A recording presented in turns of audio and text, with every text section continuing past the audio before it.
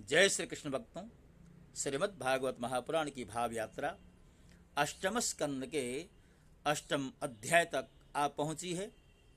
पिछले अध्याय में समुद्र मंथन के परिणाम स्वरूप जो कालकुट विष प्रकट हुआ था, जिस विष ज्वाला से देवताओं और असुरों में हाहाकार मच गई थी, तो उस विष का पान भगवान शंकर ने कर लिया तो सब के सब भयमुक्त हो गए। समुद्र मंथन का कार्य आगे बढ़ा तो दूसरे रत्न के रूप में कामधेनु नाम की गाय प्रकट हुई, और कामधेनु जैसे ही प्रकट हुई तो ऋषि मुनियों ने सोचा हमारे यज्ञ के लिए प्रशस्त है गाय, इन्हीं कामधेनु के दुग्ध आदि दधि आदि पदार्थों से यज्ञ संपादित होंगे।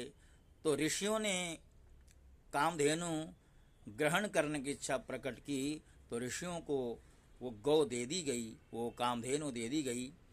उसके पश्चात पुनः मंथन का कार्य आगे बढ़ा तो उस मंथन से उच्चैश्रवा नाम का घोड़ा प्रकट हुआ।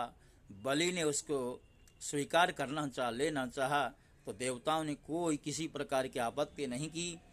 पुनः मंथन का कार्य आगे बढ़ा तो ऐरावत नाम का हाथी प्रकट हुआ, और वह हाथी इंद्र को प्रिय था, इसलिए इंद्र ने उसे स्वीकार कर लिया।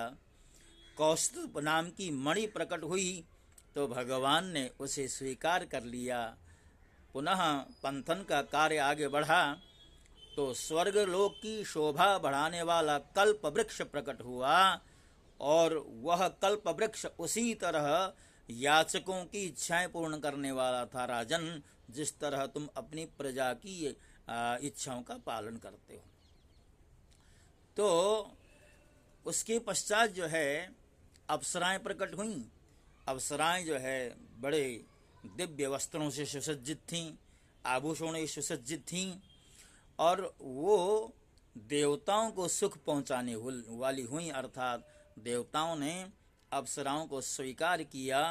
और उसके पश्चात जो है शोभा की मूर्ति स्वयं भगवती लक्ष्मी देवी प्रकट हुई। वे भगवान की नित्य शक्ति हैं। उनकी बिजली के समान चमकीली छटा से दिशाएं जगमगा उठी। उनके सौंदर्य, औदार्य, यौवन, रूप, रंग और महिमा से सबका चित्त खिंच गया। देवता, असुर, मनुष्य सभी ने चाहा कि हमें मिल जाए। स्वयं इंद्र अपने हाथों उनके बैठने के लिए बड़ा विचित्र आसन ले आए। श्रेष्ठ नदियों ने मूर्तिमान होकर उनके अभिषेक के लिए सोने के घड़ों में भर भर कर पवित्र जल लाकर के दिया, और पृथ्वी ने अभिषेक के योग्य सब औषधियां दी। गौओं ने पंचगव्य और वसंत ऋतु ने चैत्र वैशाख में होने वाले सब फल फूल उपस्थित कर दिए। इन सामग्रियों से ऋषियों ने विधिपूर्वक उनका अभिषेक संपन्न किया। गंधर्वों ने मंगलमय संगीत की तान छेड़ दी। नर्तकियां नाच कर गाने लगी। बादल सदेह होकर मृदंग, डमरू, ढोल, नगारे, नरसिंगे, शंख, वेणु और वीणा बड़े जोर से बजाने लगे। तब भगवती लक्ष्मी देवी हाथ में कमल लेकर सिंहासन पर विराजमान हो गई। दिग्गजों ने जल से भरे कलशों से उनका स्नान कराया। उस समय ब्राह्मण गण वेद मंत्रों का उच्चारण कर रहे थे, पाठ कर रहे थे। समुद्र ने पीले रेशमी वस्त्र उनको पहनने के लिए दिए। वरुण ने ऐसी वैजयंती माला समर्पित की जिसकी मधुमय गंध से भौरे मतवाले हो रहे थे। प्रजापति विश्वकर्मा ने भांति भांति के गहने, सरस्वती ने मोतियों का हार, ब्रह्मा जी ने कमल और नागों ने 2 कुंडल माता लक्ष्मी जी को समर्पित किए।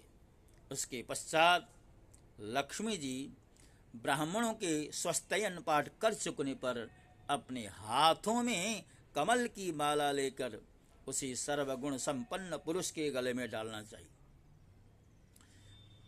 डालने के लिए निकल गई। माला के आसपास उसकी सुगंध से मतवाले हुए भौरे गुंजार कर रहे थे। उस समय लक्ष्मी जी के मुख की शोभा अवर्णनीय हो रही थी। सुंदर कपोलों पर कुंडल लटक रहे थे। लक्ष्मी जी कुछ लज्जा के साथ साथ मंद मंद मुस्कुरा रही थी। उनकी कमर बहुत पतली थी, दोनों स्तन बिल्कुल सटे हुए थे और सुंदर थे। उन पर चंदन और केसर का लेप लगा हुआ था। वे चाहती थी कि मुझे कोई निर्दोष और समस्त उत्तम गुणों से युक्त अविनाशी पुरुष मिले, मैं उसे अपना आश्रय बनाऊं, वर्ण करूं, परंतु गंधर्व, यक्ष, असुर, सिद्ध, चारण, देवता आदि में कोई भी वैसा पुरुष उन्हें न मिला। वे मन ही मन सोचने लगी, कोई तपस्वी तो है, परंतु उन्होंने क्रोध पर विजय प्राप्त नहीं की। किन्हीं में ज्ञान तो है, परंतु वे पूरे अनासक्त नहीं हैं। कोई कोई हैं तो बड़े महत्वशाली, परंतु वे काम को नहीं जीत सके। किन्हीं में ऐश्वर्य भी बहुत है, परंतु वह ऐश्वर्य ही किस काम का जब उन्हें दूसरों का आश्रय लेना पड़ता है। किन्हीं में धर्माचरण तो है, परंतु प्राणियों के प्रति वे प्रेम का पूरा वर्ताव नहीं करते। त्याग तो है, परंतु केवल त्याग ही तो मुक्ति का कारण नहीं है। किन्हीं किन्हीं में वीरता अवश्य है, परंतु वे भी काल के पंजे से बाहर नहीं है। अवश्य ही कुछ महात्माओं में विषयासक्ति नहीं है, परंतु वे तो निरंतर अद्वैत समाधि में तल्लीन रहते हैं। किसी किसी ऋषि ने आयु तो बहुत लंबी प्राप्त कर ली है, परंतु उनका शील मंगल जो है मेरे योग्य नहीं। किन्हीं में शील मंगल भी है, परंतु उनकी आयु का कोई ठिकाना नहीं है। अवश्य ही किन्हीं में दोनों ही बातें हैं, परंतु वे अमंगल वेश में रहते हैं। रहे एक भगवान विष्णु, उनमें सभी मंगलमय गुण नित्य निवास करते हैं, परंतु वे मुझे चाहते नहीं। अर्थात लक्ष्मी जी कहती हैं, सब में कुछ कुछ विशेषताएं अवश्य हो सकती हैं, किंतु उसके साथ साथ उनके अवगुण भी हैं। भगवान शंकर जी की ओर लक्ष्य करके बताती हैं कि उनकी आयु भी है, तपस्वी भी हैं, किंतु वो अमंगल वेश में रहते हैं। अर्थात सीधे सीधे भगवान शंकर का नाम बेशक न लिया हो, किंतु संकेत में ही सही भगवान शंकर से भी आगे बढ़ करके भगवान विष्णु जी की ओर मुखादिभूति तो हैं, किंतु कहती हैं जिनके अंदर सारे वैशिष्ट्य हैं वो मुझे चाहते नहीं, वो उदासीन से रहते हैं। इस प्रकार सोच विचार करके अंत में से लक्ष्मी जी ने अपने चिर अभिष्ट भगवान को ही वर के रूप में चुना, क्योंकि उनमें समस्त सद्गुण नित्य निवास करते हैं। प्राकृत गुण उनका स्पर्शन नहीं कर सकते और अणिमा आदि समस्त गुण उनको चाहा करते हैं, परंतु वे किसी की भी अपेक्षा नहीं रखते। वास्तव में लक्ष्मी जी के एकमात्र आश्रय भगवान ही हैं। लक्ष्मी जी ने भगवान के गले में वह नवीन कमलों की सुंदर माला पहना दी, जिसके चारों ओर झुंड के झुंड मत वाले मधुकर अर्थात भौरे गुंजार कर रहे थे। उसके पश्चात लज्जापूर्ण मुस्कान और प्रेमपूर्ण चितवन से अपने निवास स्थान उनके वक्षस्थल को देखती हुई वे उनके पास ही खड़ी हो गईं। जगत पिता भगवान ने जगत जननी समस्त संपत्तियों की अधिष्ठात्री देवता से लक्ष्मी जी को अपने वक्षस्थल पर ही सर्वदा निवास करने का स्थान दिया। लक्ष्मी जी ने वहाँ विराजमान होकर अपनी करुणा भरी चितवन से तीनों लोक लोकपति और अपनी प्यारी प्रजा की अभिवृद्धि की। उस समय शंख तुरही मृदंग आदि बाजे बजने लगे, गंधर्व अप्सराओं के साथ नाचने लगे और गाने लगे। इससे बड़ा भारी शब्द होने लगा। ब्रह्मा रुद्र अंगिरा आदि सब प्रजापति पुष्प वर्षा करते हुए भगवान के गुण स्वरूप और लीला आदि के यथार्थ वर्णन करने वाले मंत्रों से उनकी स्तुति करने लगे। देवता, प्रजापति और प्रजा सभी लक्ष्मी जी की कृपा दृष्टि से शील आदि उत्तम गुणों से संपन्न होकर बहुत सुखी हो गए। परीक्षित, इधर जब लक्ष्मी जी ने दैत्य और दानवों की उपेक्षा कर दी, तब वे लोग नरबल, उद्योग रहित, निर्लज्ज और लोभी हो गए। इसके पश्चात समुद्र मंथन करने पर कमल नयनी कन्या के रूप में वारुण देवी प्रकट हुई। भगवान की अनुमति से दैत्यों ने उसे ग्रहण किया। तदअनंतर महाराज, देवता और असुरों ने अमृत की इच्छा से जब और भी समुद्र मंथन किया, तब उसमें एक अत्यंत अलौकिक पुरुष प्रकट हुआ। उसकी भुजाएं लंबी एवं मोटी थी, उसका गला शंख के समान उतार चढ़ाव वाला था और आंखों में लालिमा थी। शरीर का रंग बड़ा सुंदर सांवला था, गले में माला, अंग अंग सब प्रकार के आभूषणों से सुसज्जित, शरीर पर पीतांबर, कानों में चमकीले मणियों के कुंडल, चौड़ी छाती, तरुण अवस्था, सिंह के समान पराक्रम, अनुपम सौंदर्य, चिकने और घुंघराले बाल लहराते हुए उस पुरुष की छवि बड़ी अनोखी थी। उसके हाथों में कंगन और अमृत से भरा हुआ कलश था। वह साक्षात विष्णु भगवान के अंशांश अवतार थे। वे ही आयुर्वेद के प्रवर्तक और यज्ञ भोक्ता धन्वंतरि के नाम से सुप्रसिद्ध हुए। जब दैत्यों की दृष्टि उन पर तथा उनके हाथ में अमृत से भरे कलश पर पड़ी, तब उन्होंने शीघ्रता से बलात् उस अमृत कलश को छीन लिया। वे तो पहले से इस ताक में थे कि किसी तरह समुद्र से निकली हुई सभी वस्तुएं हमें मिले। जब असुर उस अमृत से भरे कलश को छीन ले गए, तब देवताओं का मन विषाद से भर गया। अब वे भगवान की शरण में आए।